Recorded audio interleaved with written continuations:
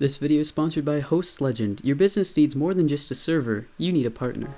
Hey guys, what's up? Today we will review on the iPod Touch 5th generation. Now if you want to check out the unboxing of this device, click on the screen right over here. Let's get right on into this. So let's take a closer look at the iPod Touch 5th generation. This model comes in 32 and 64 gigabytes, so no 16 gigabyte model. The price starts at $299, so it is quite a big jump from last generation. Looking inside of the box, you'll find the Apple EarPods, which I'm surprised Apple included this. They sound a bit better, but still don't replace your hi-fi headphones. You'll also find the reversible lightning connector, which is very cool, your red wrist strap, as well as the pamphlet for the red model and bonjour instructions.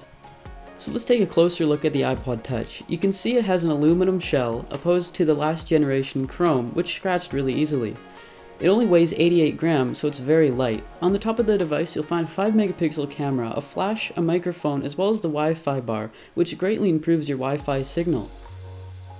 Moving on down, you'll find a glossy Apple logo, which I really like. On the bottom, you'll find a headphone jack, your lightning connector, as well as a larger speaker port. The volume rockers are located on the side, as well as a button on the top to turn it off.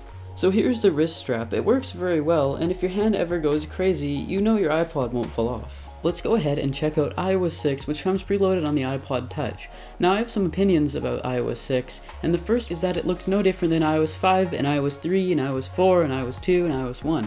Now that's a big problem with Apple, is they need to update their software because it looks quite outdated. Let's check out camera. With a 4-inch display, it really complements the camera because you can see the 16:9 aspect ratio. You also have a flash as well as panorama mode, which we'll be checking out in a second. The iPod Touch also has a much faster shutter, so you can click that button as many times as you want. The front-facing camera is also HD, so people who vlog, that's a great improvement. Let's check out the maps. Now this is the biggest downfall for Apple. You can see here that the 3D mode works very well, it looks very cool, but the thing is, it only works in a few locations. There's also many different problems, but you can research that on the Apple website. As you can see in the ocean here, you'll see a gap between the good camera, which is 3D, and the bad camera, which Apple doesn't advertise, because they don't want you to know that. Let's go ahead and move on. Now this is probably the biggest waste of an app. It basically just leads you to the App Store, where you can download different types of apps. Now why do I need an application for this, when if I need that app, I know where to go, the App Store. Anyways, I think it's cool, but it needs some improvement.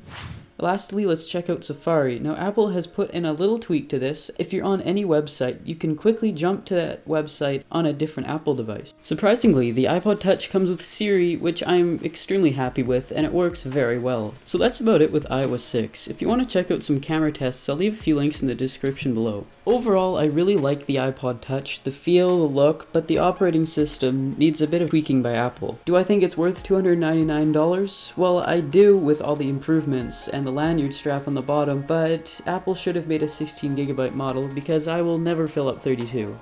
So thanks for watching my review on the iPod Touch 5th generation. If you want to see more videos like this, remember to hit the subscribe button above, as well as hit that like button. It really helps. I'll see you guys in the next one.